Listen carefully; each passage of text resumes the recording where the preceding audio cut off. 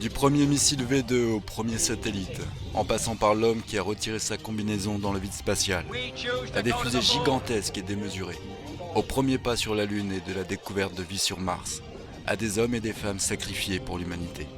Bienvenue dans la chronologie spatiale.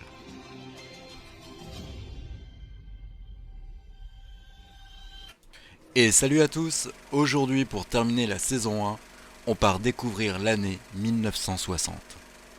Après le succès de la sonde soviétique Luna 3 en octobre 59, qui avait révélé au monde les premières images de la face cachée de la Lune, les Américains décidèrent de redoubler d'efforts dans la course à l'espace. Mais voulant aller trop vite, ils enchaînent 3 échecs successifs au mois de février, avec le lanceur Thor Agena, perdant par conséquent les charges utiles Discover 9 et 10 et Midas 1, 3 satellites de reconnaissance qui devaient être envoyés sur une orbite polaire. Néanmoins, ils auront appris de leurs erreurs car ils lanceront avec succès le 11 mars la sonde Pioneer 5, qui sera le premier satellite interplanétaire lancé en direction de Vénus. 3, 2, 1, 0.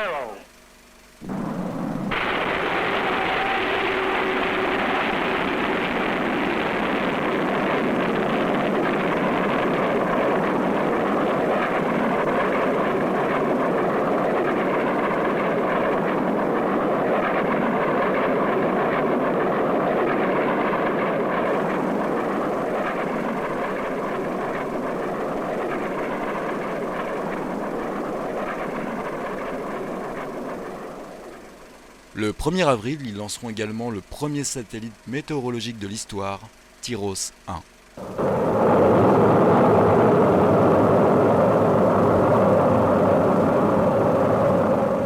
Partons voir maintenant leur adversaire.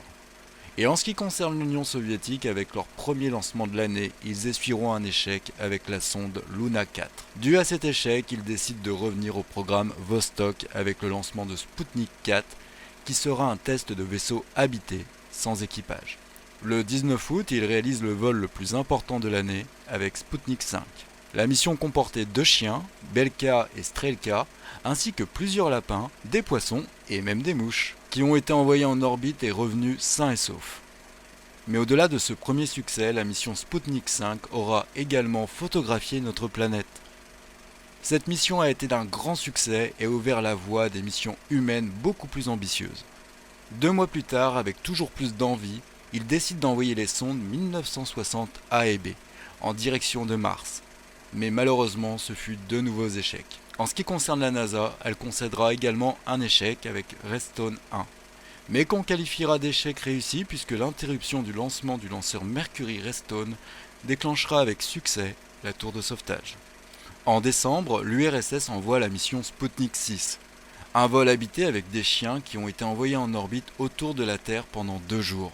Lors de leur retour, les animaux sont arrivés en bonne santé, ce qui a été un grand succès pour la mission et pour la technologie spatiale soviétique. La mission a également permis aux scientifiques d'observer l'effet de la pesanteur sur les animaux et de comprendre plus en détail le système de survie des astronautes dans l'espace. Une fois de plus, il venait contempler ces merveilleuses machines, ces engins prodigieux, en un mot, ces fusées. Le choix de ce pays tout entier tourné vers l'industrie lourde ne veut plus d'autres symboles et passe rapidement sur les chars et les canons. Seul maintenant ce qui part dans l'espace est capable de déclencher l'enthousiasme chez les hommes. Pour conclure cette année qui, vous l'avez compris, aura été d'une grande intensité aussi bien dans les projets que dans les lancements, on décomptera 9 décollages pour l'Union soviétique et 6 échecs, et 29 lancements pour les États-Unis dont 13 échecs. Mais toutes ces avancées cette année sur le plan spatial ouvriront la voie à un certain Yuri Gagarin qui deviendra le premier homme dans l'espace l'année suivante.